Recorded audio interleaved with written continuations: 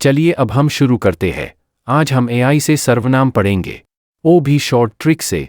अगर आपको अच्छा लगे तो चैनल सब्सक्राइब जरूर कर ले। नमस्कार।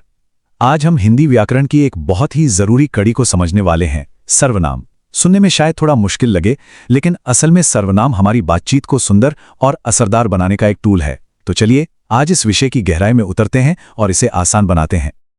आज हम क्या क्या जानने वाले हैं।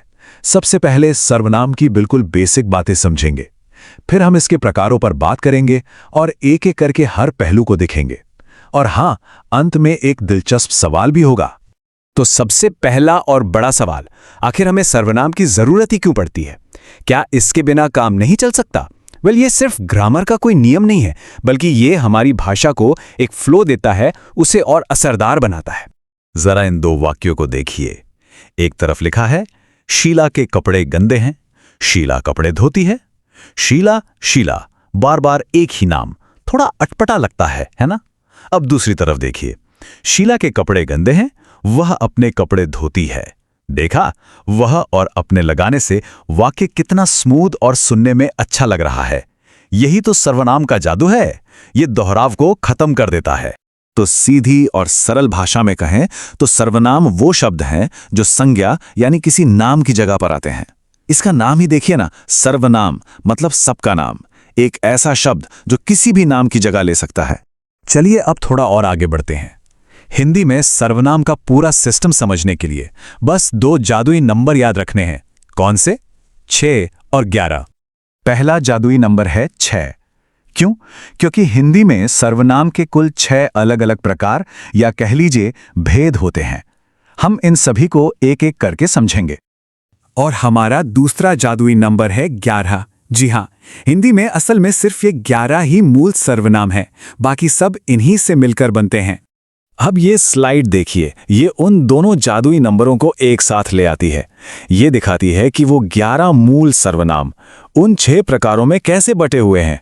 जैसे मैं और तू पुरुषवाचक हैं, तो कोई और कुछ अनिश्चयवाचक। ये टेबल एक नज़र में ही पूरा खाका साफ कर देती है। अच्छा, अब बात करते हैं सबसे आम और सबसे ज्यादा इस्तेमाल होने वाले सर्वनाम की, पुरुषवाचक सर्वनाम।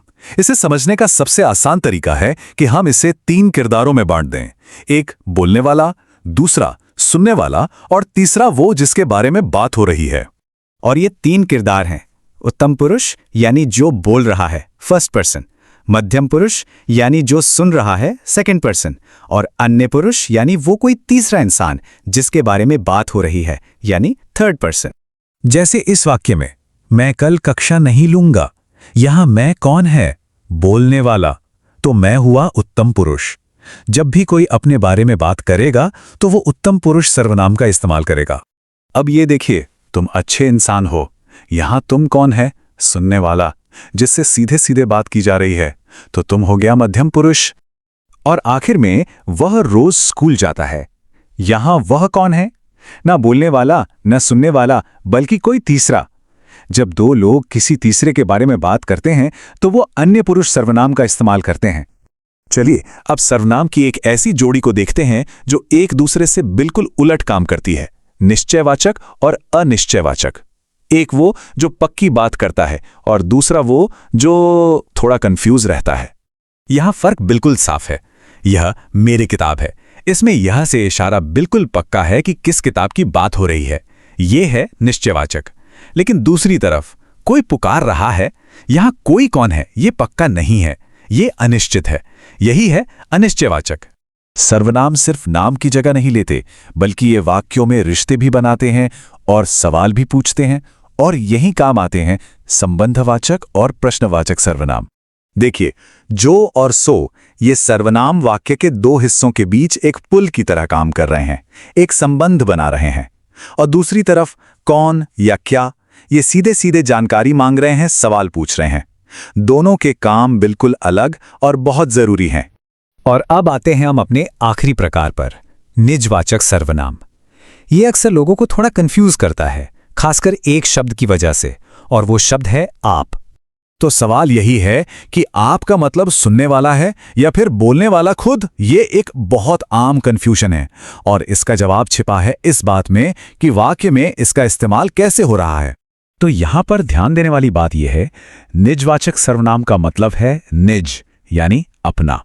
जब वाक्य का कर्ता यानी सब्जेक्ट कोई काम खुद के लिए करता है तब इसका इस्तेमाल होता है।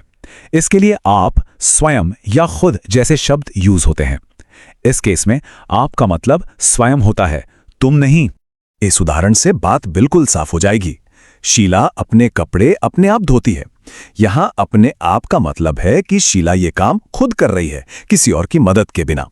काम का असर वापस कर्ता पर ही आ रहा है।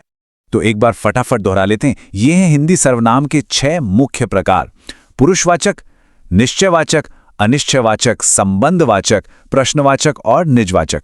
अगर ये 6 समझ आ गए तो समझिए सर्वनाम पर आपकी पकड़ पक्की हो गई। और अब जाते जाते एक सवाल आपके लिए। इस वाक्य पर गौर कीजिए, राम जैसा चाहता था वैसा ही हुआ। सोचिए, इसमें सर्वनाम का कौन सा भेद इस्तेमाल हुआ है?